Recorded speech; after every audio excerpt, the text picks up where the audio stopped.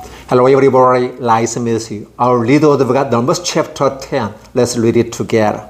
The Lord said to Moses, make a trumpet of the hammered silver and use them for calling the community together and for having the camp set out.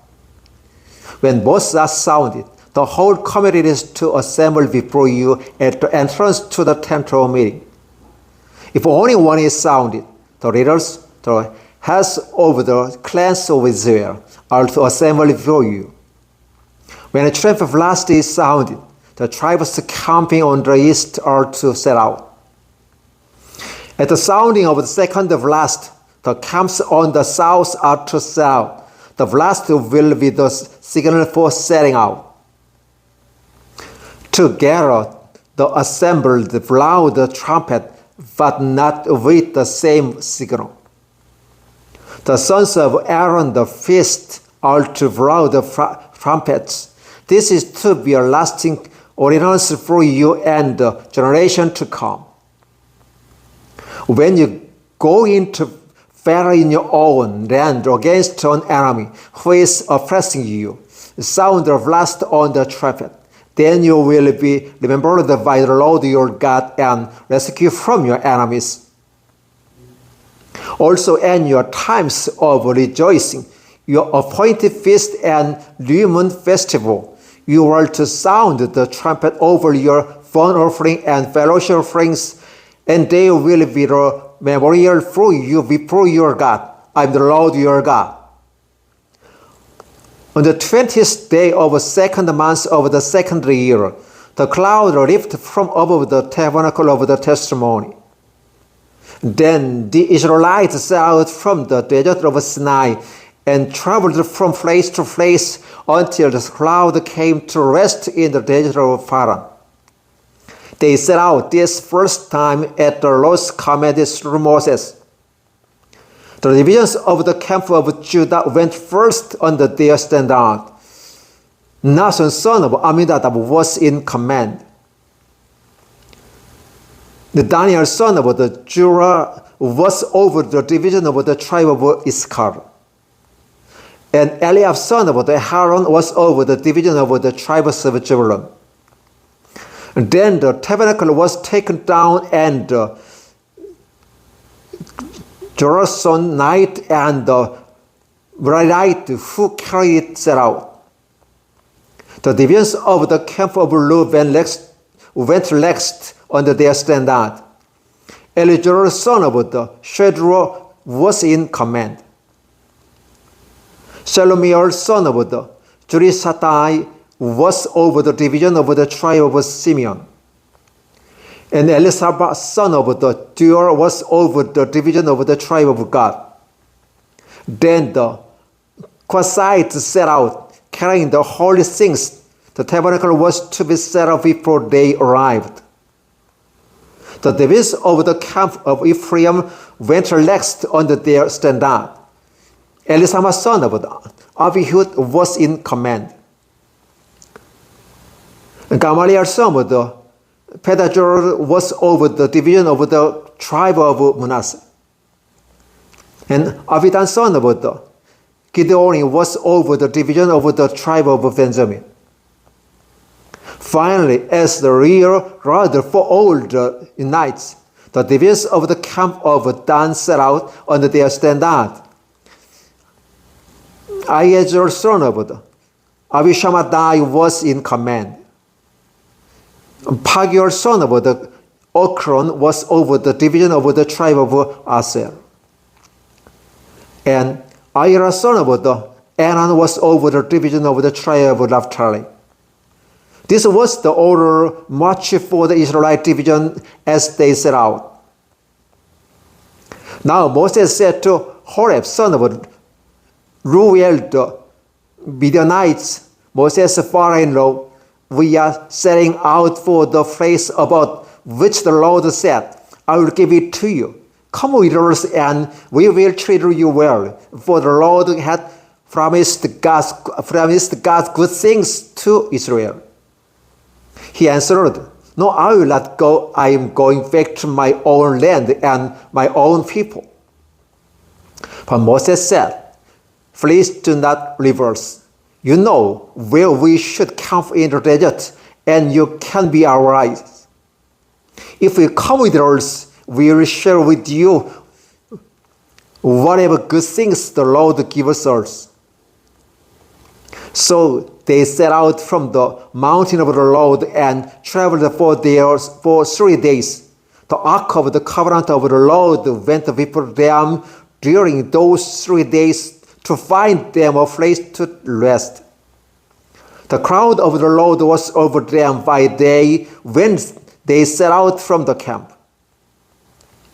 Whenever the ark set out, Moses said, "Rise up, O Lord, may your enemies be scattered, may your foes flee before you." Whenever it comes to rest, he said, "Return, O Lord, to the countless thousands of Israel." Numbers chapter 10, verses 1 through 36. Thank you. Hello everybody, nice to meet you. Our little we got Numbers chapter 11. Let's read it together. Now the people complained about their hardship in hearing of the Lord, and when he heard them, his anger was loud. Then fire from the Lord burned among them and consumed some of the outskirts of the camp.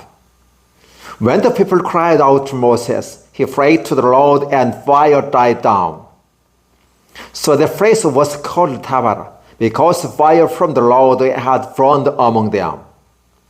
The rebel with them began to crave other food. And again the Israelites started wailing and said, "If only we had meat to eat." We remembered the fish we had in Egypt at no cost, also the cucumbers, melons, leeks, onions, and garlic. But now we have lost our appetite. We never see anything but this manna. The manna was like coriander seed and looked like resin. The people went around gathering it and then ground it in the handmill or crushed it in a mortar. They cooked it in a pot or made it into cakes, and it tasted like something made with olive oil. When the dew settled on the camp at night, the manna also came down. Moses heard the people of every family wailing, which at the entrance to his tent. The Lord became exceedingly angry, and Moses was troubled. He asked the Lord, "Why have you brought this trouble on your servant? What have I done to displease you that you put the burden of all these people on me? Did I conceive all these people? Did I give them birth? Why did you tell me to carry them in my arms, as a nurse carries an infant, to the land you promised on oath to their forefathers? Where can I get meat for all these people? They keep wailing to me, 'Give us meat to eat.' I cannot carry all these people by myself. The burden is too heavy for me. If this is how you are going to treat me, put me to death right now. If I have found favor in your eyes, and do not let me face my own ruin." The Lord said to Moses, "Bring me 70 of Israel's elders who are known to you as leaders and officials among the people. Have them come to the tent of meeting, that they may stand there with you. I will come down and speak with you there, and I will take over the Spirit. This is on you, and put the Spirit on them. They will help you carry the burden of the people, so that you will not have to carry it alone. Tell the people, consecrate yourselves in preparation for tomorrow. When you will eat meat, the Lord heard you when you wailed. If only we had meat to eat, we were better off in Egypt. Now the Lord will give meat, and you will eat it. We will not eat it for just 1 day or 2 days or 5, 10, or 20 days. but for whole months, until it comes out of your nostril and you loathe it, because you have rejected the Lord who is among you, and have wailed before me, saying, why did we ever leave Egypt?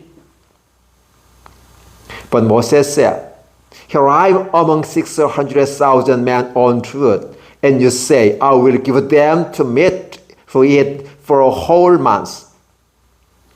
Would they have enough flocks and herds was slaughtered for them? Would they have enough if all the fish in the sea were caught for them?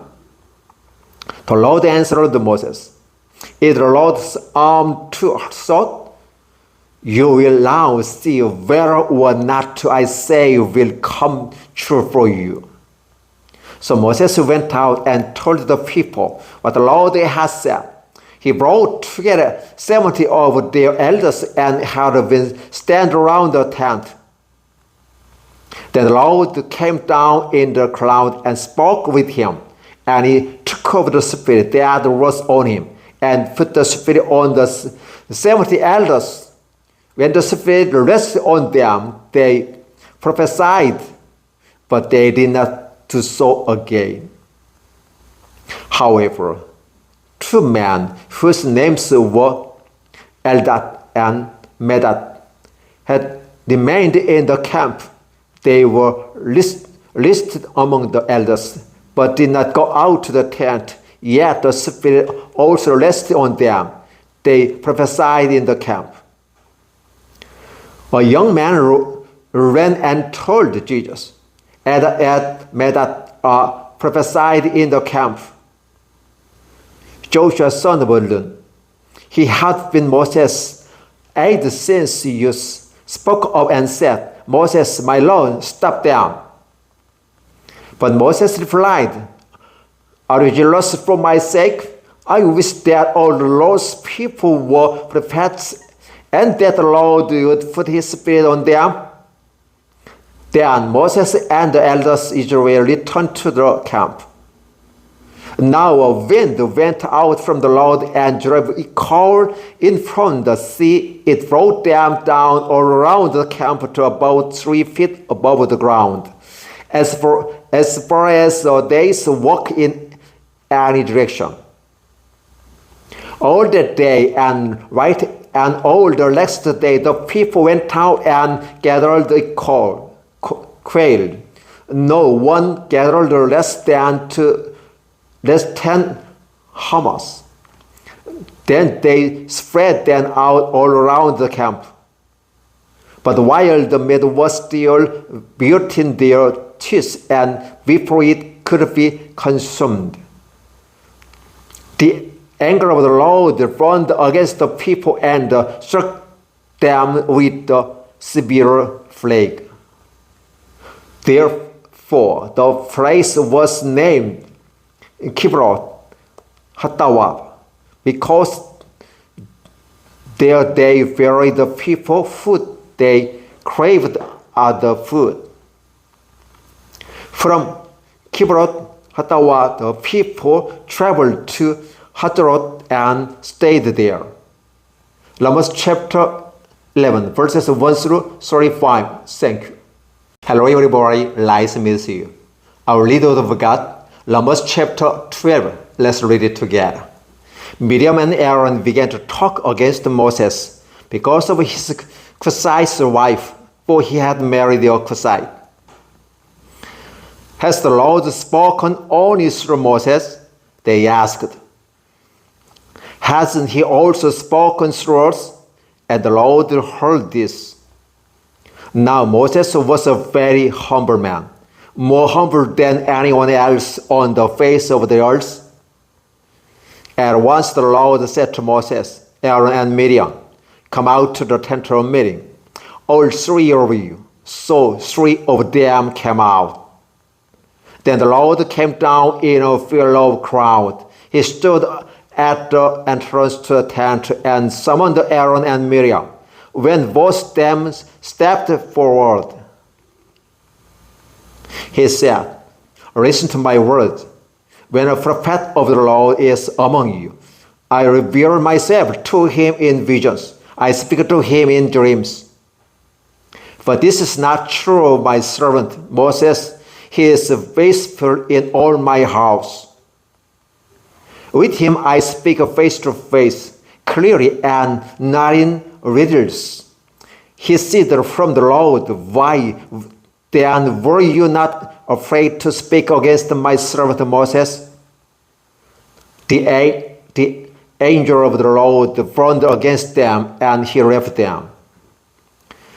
When the crowd lifted from above the tent, there stood Miriam, leprous like snow. Aaron turned toward her and saw that she had leprosy. And he said to Moses, please, my Lord, do not hold against us the sin we have so foolishly committed. Do not let her be like a stillborn infant coming from its mother's womb, with its flesh half eaten away. So Moses cried out aloud, O God, please hear her.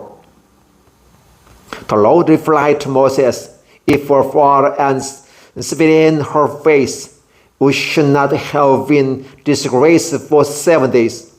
Confine her outside the camp for 7 days. After that, she can be brought back. So Miriam was confined outside the camp for 7 days, and the people did not move until she was brought back. After that, the people left the Hazard and encamped in the desert of Pharaoh. Romans chapter 12, verses 1 through 16. Thank you.